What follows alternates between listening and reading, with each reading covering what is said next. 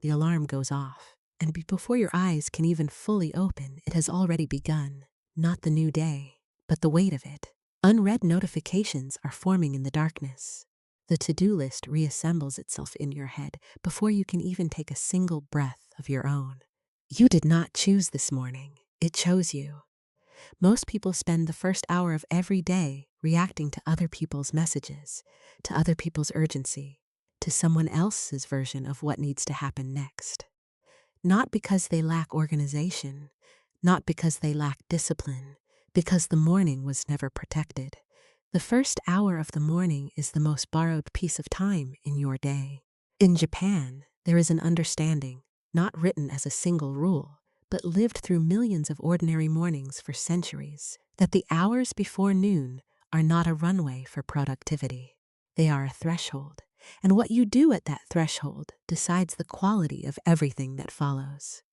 Here are 7 habits that hold that threshold steady, not to make your morning more productive, but to give it back to you. This is not about waking up earlier or optimizing your schedule. It is about understanding that peace, real peace, not the kind you collapse into at the end of the day, must be built from the start of the day. These habits do not need extra time. They need intentionality. And that is something you already have. And that is exactly what this is about. Today we will go through 7 of these practices, slowly, the way they were meant to be used. Some will be familiar. Some will be like something you used to know and quietly stopped doing. Both are worth paying attention to. In Japanese, the word used for the moment of waking up is mezame. It does not just mean waking up. It means the eye-opening to what is real.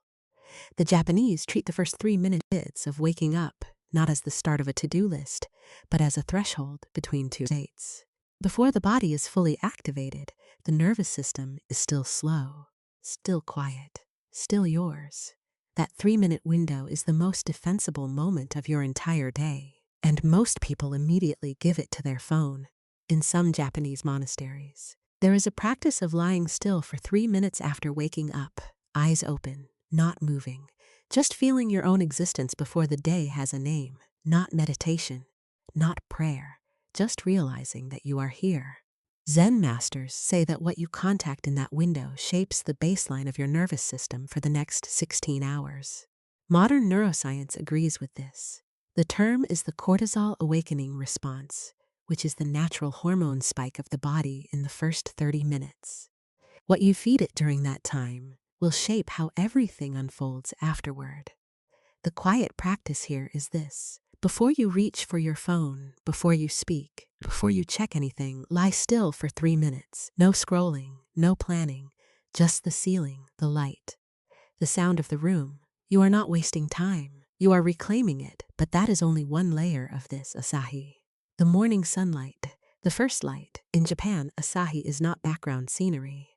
It is the first appointment of the day. Your body runs on light, not caffeine, not willpower, light. Specifically, natural light hitting the retina within the first 30 minutes after waking up triggers a cascade of hormones regulating energy, focus, and sleep, not just for this morning, but for tonight. This is your circadian clock, and most of us have unplugged it. In traditional Japanese homes, the first action of the morning is to slide open the shoji, which is the paper screen, and let the light in. Not to look at anything specific, just to receive it. There is no word in ancient Japanese for checking the weather. You just stand in the light, and the light tells you. The quiet practice here is this. Within 20 minutes of waking up, step outside, or open a window and stand in it. 2 minutes is enough. No sunglasses, no screens between you and the light. Let the light touch your face before anything else does. It sounds small, but it is not small. Seisou, daily cleaning. Specifically, the act of clearing before the day begins. In Japanese workplaces, schools, and homes, Seisou is not a chore. It is a ritual of readiness. Researchers at Princeton University discovered that visual clutter competes directly with focus, not aesthetically, but neurologically. Every uncleared surface sends a small signal to your brain. This is unfinished. This needs attention. This is yours to deal with. By 9 o'clock in the morning, If your kitchen counter has 7 things that do not belong there, your brain has already registered 7 open loops.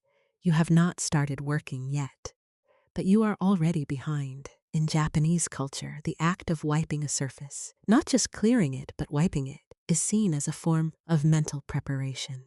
The physical movement of clearing, the sensation of the cloth on the counter, it is a tactile signal sent to the nervous system. This space is ready. You are too. This is the part most people walk right past without noticing. The quiet practice here is this: choose a surface, just one, and clear it completely before you leave the kitchen in the morning. The counter, the dining table, the space in front of the doorway. One surface, 2 minutes. The rest of the house does not matter yet, but that is only one layer of this ocha, tea, but not the way most of us drink it. In Japan, brewing and drinking tea is not a background activity. It is the main activity. The Japanese tea tradition, even in its daily informal form, carries a principle: one thing completely. Not tea while checking email, not tea while scrolling. Tea. The neuroscience behind this is simple. Multitasking does not exist. What exists is task switching, and each switch consumes a small piece of your cognitive energy. Before 9 o'clock in the morning, most people have switched tasks 40 times. They call it starting the day. The Japanese call it the exhaustion you have not realized yet. There is a special quality to a morning spent with a cup of tea, brewed slowly, held with both hands, drunk with no purpose other than drinking. The warmth, the steam, the particular quiet of the kitchen before the whole house wakes up. It feels like a luxury, but it is not. It is the only undivided attention you might give yourself all day. The quiet practice here is this: brew a drink, tea, coffee, whatever you choose, and drink it with no other task running in parallel. No phone, no podcast, no planning. 10 minutes, completely yours.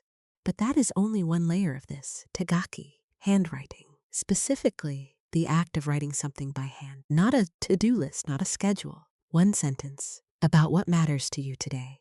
Writing by hand activates different neural pathways than typing. Researchers at the University of Tokyo identified this as a key mechanism in consolidating memory and intentional thinking. But what the Japanese use tegaki for in the morning has less to do with memory and more to do with declaration. You are writing down what you are protecting today before the day has a chance to say otherwise. In some Japanese homes, there is a practice of keeping a small notebook by the bed. Not a journal, not a planner, just a one-line-a-day book. Some people write what they are grateful for. Some people write what they intend to notice. Some people just write how they want to feel this morning. None of them write a to-do list. That difference is the whole practice. Let that settle for a moment, because the next one changes how you look at all of this. The quiet practice here is this: before you open any screen this morning, write one sentence by hand. Not what you need to do, but what you want to protect. Your peace, your focus, your patience with the ones you love. Name it ma, the space between things. We have seen ma applied to space and objects, but the Japanese also apply it to time. Intentional space. The morning has a built-in pause, not by accident, but by design. Most schedules view unscheduled time as waste. Japanese philosophy views it as the most valuable appointment you can make. Your nervous system cannot sustain focus without periods of recovery.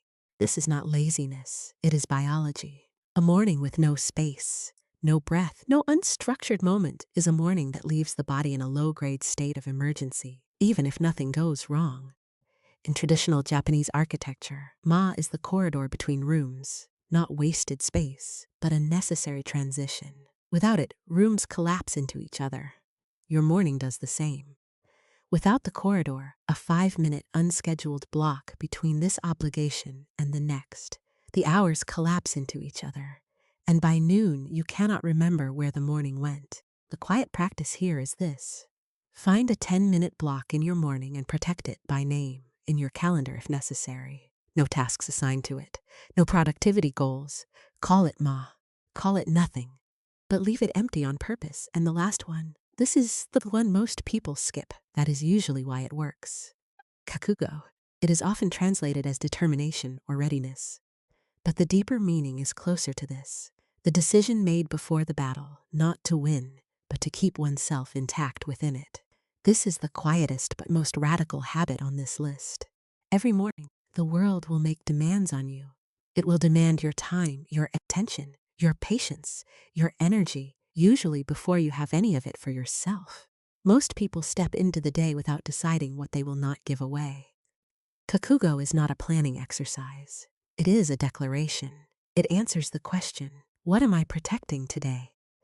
In Japan, samurai were taught to decide the outcome of a battle before it began, not by predicting victory, but by deciding how they would carry themselves, no matter what happened. Kakugo is performed in the quiet before the gates open. Your morning is that quiet. Before the gates open, before the first email, the first demand, the first person who needs something, there is a window. Small, maybe only 3 minutes. What do you decide in it? Most people decide nothing. The day decides for them. The quiet practice here is this. Ask yourself one question every morning before the day begins. Not what do you need to get done, but what do you need to protect? Your patience, your focus, your sense of enough, your stillness. Name it, even if only in silence, especially in silence. Because a morning that begins with that question is a completely different morning in nature. Your life is not too full. It is full of things that are not worth that weight. Kakugo is how you decide. Every morning, what you carry and what you set down at the door. None of these habits require extra time. That is what most people miss. When they hear morning routine, they assume it is adding something. It is not. It is the decision that the morning belongs to you first, before it belongs to your inbox, your obligations, the accumulated weight of all that needs to be handled. The Japanese understand this not as a luxury, but as a necessity. A person who arrives at noon already exhausted is not a disciplined person. They are someone who forgot to protect themselves in the morning. You already know how to do this. You have done it before, on those mornings when something went right, when the day felt like it had space in it, like it still belonged to you. This is just the practice of doing it intentionally. Leave a comment with a single word describing what you want more of in your mornings. Just one word. I read every single ones. Less noise, more clarity in life. That is the method.